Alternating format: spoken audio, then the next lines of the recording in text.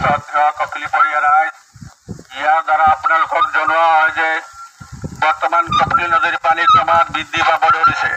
সেয়েহে অঞ্চলৰ সমূহ ৰাইজ সজাগ ও সচেতন হৈ থাকিবৰ বাবে অনুৰোধ জনোৱা হ'ল।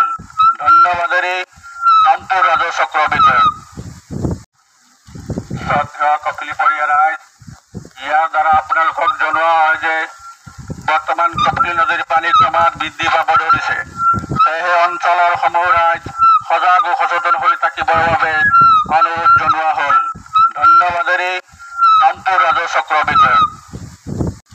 শ্ৰদ্ধেয় কপিলীপৰীয়া ৰাইজ, ইয়াৰ দ্বাৰা আপোনালোকক জনোৱা হয় যে বৰ্তমান কপিলী নদীৰ পানী ক্ৰমাৎ বৃদ্ধি পাব ধৰিছে।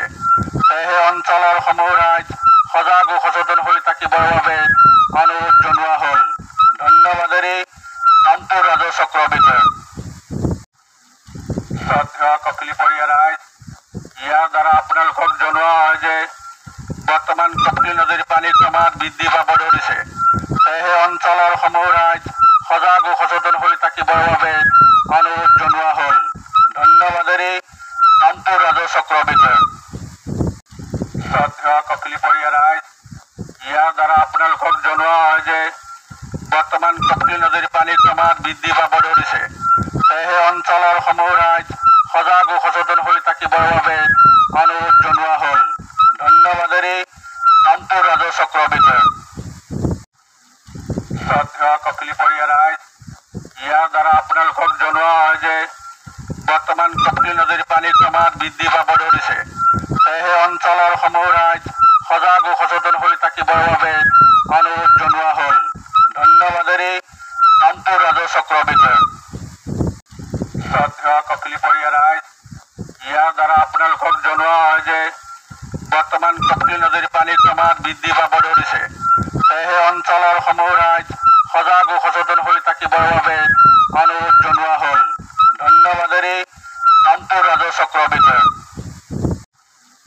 শ্ৰদ্ধেয় কপিলীপৰীয়া ৰাইজ, ইয়াৰ দ্বাৰা আপোনালোকক জনোৱা হয় যে বৰ্তমান কপিলী নদীৰ পানী ক্ৰমাৎ বৃদ্ধি পাব ধৰিছে।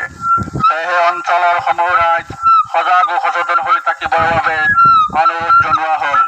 ধন্যবাদেৰে ৰামপুৰ ৰাজহ চক্ৰ বিষয়া। শ্ৰদ্ধেয় কপিলীপৰীয়া ৰাইজ, ইয়াৰ দ্বাৰা আপোনালোকক জনোৱা হয় যে বৰ্তমান কপিলী নদীৰ পানী ক্ৰমাৎ বৃদ্ধি পাব ধৰিছে। সেয়েহে অঞ্চলৰ সমূহ ৰাইজ সজাগ ও সচেতন হৈ থাকিবৰ বাবে অনুৰোধ জনোৱা হ'ল। ধন্যবাদেৰে ৰামপুৰ ৰাজহ চক্ৰ বিষয়া। শ্ৰদ্ধেয় কপিলীপৰীয়া ৰাইজ, ইয়াৰ দ্বাৰা আপোনালোকক জনোৱা হয় যে বৰ্তমান কপিলী নদীৰ পানী ক্ৰমাৎ বৃদ্ধি পাব ধৰিছে। সেয়েহে অঞ্চলৰ সমূহ ৰাইজ সজাগ ও সচেতন হৈ থাকিবৰ বাবে অনুৰোধ জনোৱা হ'ল।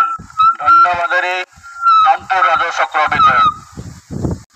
শ্ৰদ্ধেয় কপিলীপৰীয়া ৰাইজ, ইয়াৰ দ্বাৰা আপোনালোকক জনোৱা হয় যে বৰ্তমান কপিলী নদীৰ পানী ক্ৰমাৎ বৃদ্ধি পাব ধৰিছে।